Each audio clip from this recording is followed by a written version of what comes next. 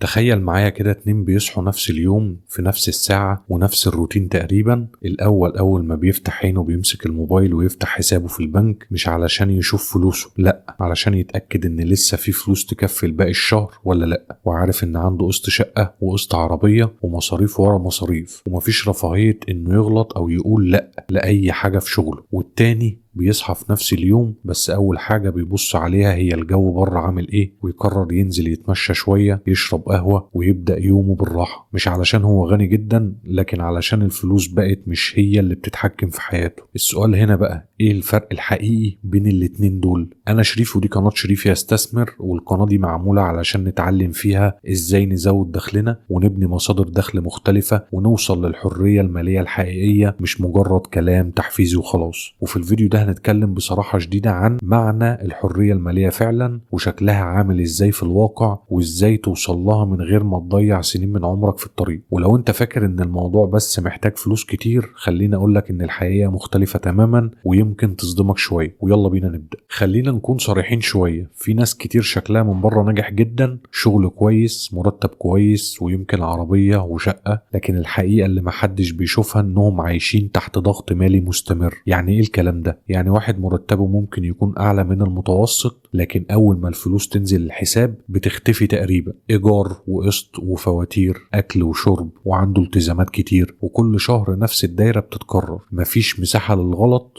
ومفيش رفاهية إنك تقول مش عاجبني الشغل ده، أو حتى تاخد قرار جريء في حياتك، لأن ببساطة الفلوس مش هتستحمل. الموضوع هنا مش فقر، دي حاجة أخطر شوية، إنك تكون بتكسب كويس لكن برضو حاسس إنك محبوس في شغل لازم تكمله، وفي التزامات لازم تدفعها، ومحبوس في نظام حياة أنت مش قادر تخرج منه حتى لو عايز. والأسوأ بقى إن الوضع ده بيبقى شكله من بره نجاح، لكن من جوه هو ضغط مستمر ومفيش أي أمان حقيقي. وده بالظبط اللي بنسميه السجن المالي. وأسوأ حاجة في الموضوع ده إنك مع الوقت بتتعود بقى إن القلق ده طبيعي، وإن الضغط ده جزء من الحياة، وإن مفيش حل غير إنك تفضل تكمل كده. لكن الحقيقة إن ده مش طبيعي خالص، لأن الفلوس المفروض تكون وسيلة تساعدك تعيش حياتك، مش حاجة تتحكم فيك وتحدد لك كل قرار. ولما توصل لمرحلة إنك مش قادر تقول لأ، أو مش قادر تاخد قرار في مصلحتك علشان خايف من الفلوس، اعرف إنك مش بس مضغوط، انت فعلا محبوس ماليا. طيب خليني أقولك حاجة يمكن تكون صادمة شوية، الضغط المالي مش بس بيخليك متوتر، ده بيخليك تاخد قرارات أسوأ. في دراسات اتعملت لقت إن التوتر المالي ممكن يقلل قدرتك على التفكير والتركيز بشكل كبير جدا، لدرجة إن تأثيره شبه إنك سهران يوم كامل من غير نوم. يعني ببساطة أنت في اللحظة اللي بتكون محتاج فيها تفكر صح علشان تحل مشاكلك المالية، بتكون في أضعف حالة ذهنية تساعدك تعمل كده. تلاقي نفسك بتأجل الحلول أو بتاخد قرارات سريعة علشان تخلص من الضغط اللي عليك، زي إنك تعتمد على الكريدت كارد أو تاخد قرض جديد، فتدخل نفسك في دايرة أصعب من الأول. وده مش غباء منك، ده تأثير الضغط نفسه. والأخطر من كده إن في جهات كتير مستفيدة من الوضع ده. كل ما تكون مضغوط ومحتاج فلوس بسرعة، كل ما تبقى أسهل إنك توافق على فوائد عالية أو شروط مش في صالحك. يعني ببساطة كل ما تكون تحت ضغط مالي، كل ما تبقى فرصة إنك تخسر أكتر بتزيد. علشان كده أول خطوة حقيقية للخروج من الدايرة دي إنك تفهم إن المشكلة مش بس في الفلوس، لكن كمان في الحالة اللي الفلوس حطك فيها. طيب بعد كل الكلام ده، خلينا نسأل السؤال المهم بقى، إيه فعلا شكل الحرية المالية؟ مش الصورة اللي بنشوفها على السوشيال ميديا، ناس على البحر ولابتوب وقاعدين يقولوا اشتغل من أي مكان. الكلام ده شكله حلو، بس مش هو الحقيقة الكاملة. الحرية المالية في الواقع أبسط من كده بكتير، لكن في نفس الوقت أعمق بكتير. هي إن الفلوس تبطل تتحكم في قراراتك، إنك ما تبقاش مجبر تقول على كل حاجة علشان محتاج المرتب، إنك تقدر تختار مش تتحط تحت ضغط. يعني مثلا لو حصل ظرف مفاجئ مش بتنهار، بتتعامل معاه بهدوء. ولو في حاجة في شغلك مش عاجباك تقدر ترفض أو حتى تمشي، مش علشان انت غني، لكن علشان عندك مساحة أمان. والأهم من كل ده الإحساس اللي بيختفي، الإحساس بالقلق المستمر، والصوت اللي جوه دماغك طول الوقت بيحسب هتكفي ولا لأ، الشهر ده هيعدي ازاي. الصوت ده بيختفي تماما، ومش هتحس قد ايه كان مزعج غير لما يسكت. وده هو الفرق الحقيقي، مش في شكل حياتك من بره لكن في إحساسك من جوه. بس خليني أقول لك حاجة مهمة جدا، في حاجات كتير الناس بتتفاجئ بيها لما توصل للحرية المالية ومحدش بيتكلم عنها. أول مفاجأة وهي الفراغ. ناس كتير بتقضي سنين وهي بتجري ورا هدف واحد، إنها تبقى حرة ماليا، وفجأة لما توصل تكتشف إنك مش عارف تعمل إيه، لأن الشغل طول عمره كان مش بس مصدر فلوس، كان كمان بيديك نظام وروتين معين، إحساس إنك ليك دور. فلما الضغط يختفي بتلاقي نفسك محتاج تعيد تعريف حياتك من الأول. في ناس بترجع تشتغل تاني مش علشان محتاجة فلوس لكن علشان محتاجة معنى. تاني مفاجأة ودي غريبة شوية، إن ناس كتير بتخاف تصرف فلوسها. أيوة، بعد ما تعبت سنين علشان تجمعها تلاقي نفسك قلقان تصرف منها حتى لو الأرقام بتقول إنك في الأمان. تحس إن كل جنيه بيطلع أكن حاجة غلط حصلت وكأنك بترجع لورا، وده طبيعي لأنك اتعودت سنين إنك توفر وتضغط على نفسك، فمش سهل فجأة تغير طريقة تفكيرك.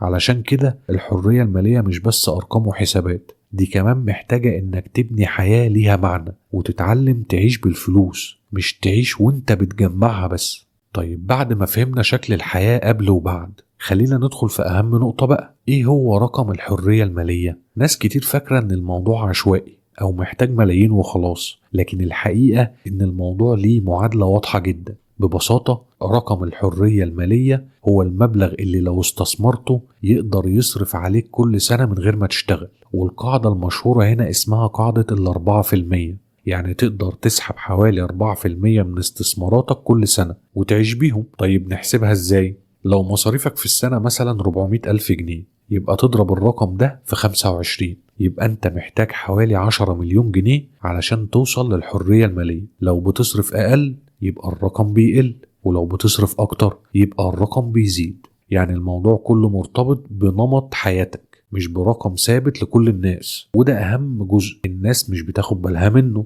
إن الحرية المالية مش معناها تبقى غني جدا، لكن معناها إنك توصل لمرحلة الفلوس فيها بقت كفاية لنمط حياتك انت. مش لازم يبقى عندك يخت ولا تعيش حياة استعراضية يعني، لكن تبقى عايش مرتاح وعندك حرية الاختيار. وده اللي الرقم ده بيمثله، مش مجرد فلوس، ده عبارة عن مفتاح الحرية. طيب بقى خليني أقولك على أهم فكرة في الفيديو كله واللي ناس كتير فاهمينها غلط تماما. والفكرة هي إنك مش بتكسب كام لكن بتوفر كام. أغلب الناس فاكرة إن الحل إنك تزود دخلك وخلاص، وأول ما المرتب يزيد يبدأ يصرف أكتر، شقة أحسن وعربية أحسن وطبعا مستوى معيشة أعلى، وفي الآخر مفيش فرق، نفس الضغط ونفس القلق بس بشكل أغلى شوية. لكن الحقيقة إن العامل الوحيد اللي بيحدد هتوصل للحرية المالية إمتى هو نسبة الادخار، يعني بتوفر كام من دخلك وبتستثمره. خلينا نبسطها، لو بتوفر 10% من دخلك ممكن تحتاج أكتر من 40 أو 50 سنة علشان توصل، لكن لو وصلت ل 30% الوقت بيقل جدا. طيب ولو قدرت توصل ل 50% طبعا حياتك كلها ممكن تتغير في أقل من 20 سنة. الفرق ضخم، ومش بس في الدخل لكن في السلوك. والأهم بقى إن تقليل مصاريفك بيعمل حاجتين في نفس الوقت، أولا بيزود المبلغ اللي بتستثمره، وثانيا بيقلل الرقم اللي محتاجه علشان تعيش. يعني بتقرب من الهدف من ناحيتين مش من ناحية واحدة. وعلشان كده ممكن تلاقي واحد دخله متوسط لكنه حر ماليا بدري، وشخص تاني دخله عالي جدا لكنه لسه محبوس. لأن ببساطة الموضوع مش فلوس على قد ما هو طريقة لإدارة الفلوس. دلوقتي بقى لازم نفهم السلاح الحقيقي في الرحلة دي، وهي الفايدة المركبة. خلينا نوضحها ببساطة. لو بتستثمر مبلغ ثابت كل سنة، في الأول هتحس إن مفيش نتيجة تقريبا.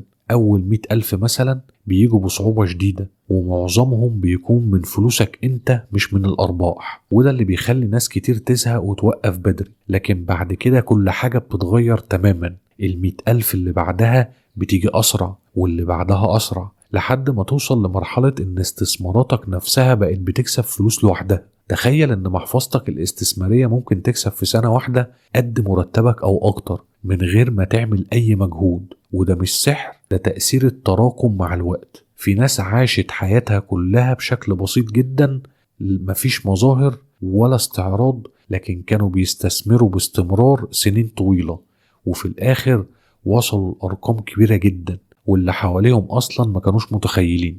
وده بيوصلنا لحقيقة مهمة جدا، إن الثروة الحقيقية غالبا مش باينة.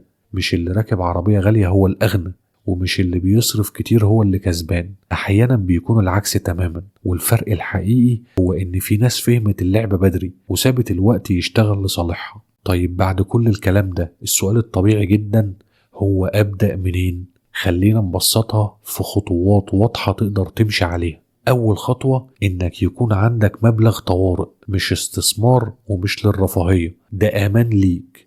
ابدأ بمبلغ بسيط، وبعد كده حاول توصله ل3 أو 6 شهور من مصاريفك. المبلغ ده لوحده هيغير إحساسك بالأمان بشكل كبير جدا. تاني خطوة، لازم تتخلص من الديون اللي فوائدها عالية، خصوصا الكريدت كارد. لو عليك فايدة كبيرة، مفيش استثمار هيكسبك قد ما الفايدة دي بتخسرك. فالأولوية هنا إنك تقفل الباب ده تماما.